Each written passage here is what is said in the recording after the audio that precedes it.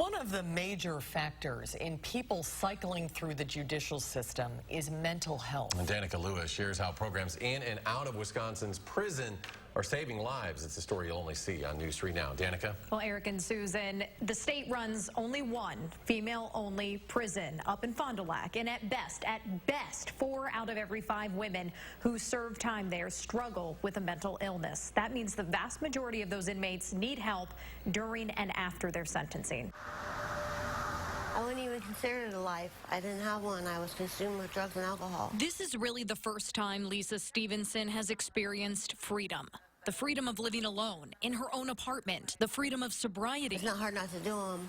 It's hard to believe I can make it without them. The freedom of freedom. August 22nd will be the first time I've been off paper or parole for 22 years.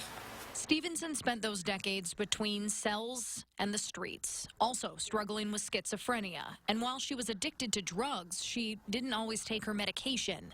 But things were different after she left Cheetah Correctional. This is the first place I've gotten any support. You're leaving one world and stepping back into a world that you may not have been for several years.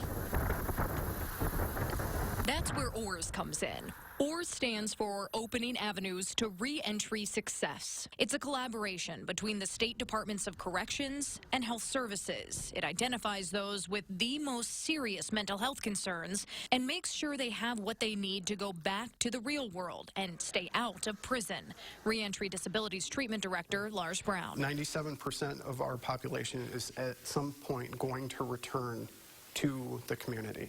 And we can either provide them therapeutic interventions that will help them to be successful or not. So far, Brown says recidivism rates are promising, but as many as half of the convicts enrolled in OARS are women, even though male inmates far outnumber females here in the state. At least 80% of the inmates at Cheetah need some sort of mental health services. For the ladies, it's very much so about the relationship.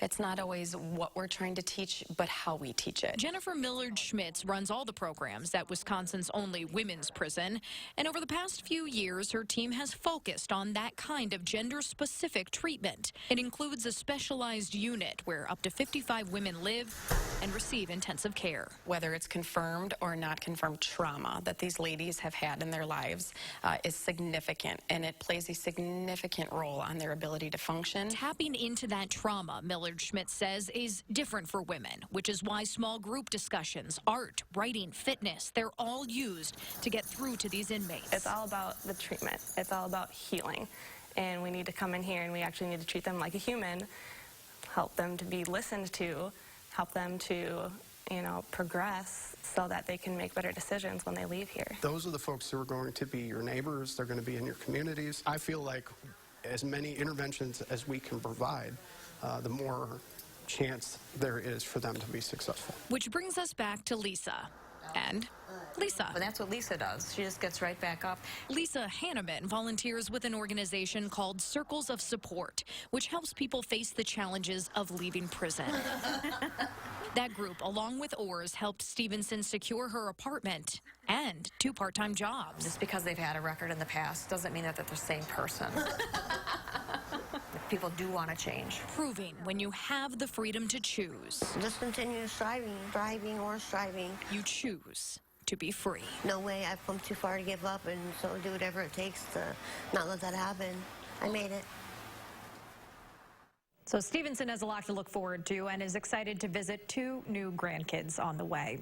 Under the new budget, OARS will be available to about 2/3 of Wisconsin counties. That is up from just 41 counties across the state, but Brown would like to see that program be funded statewide. Danica, thank you.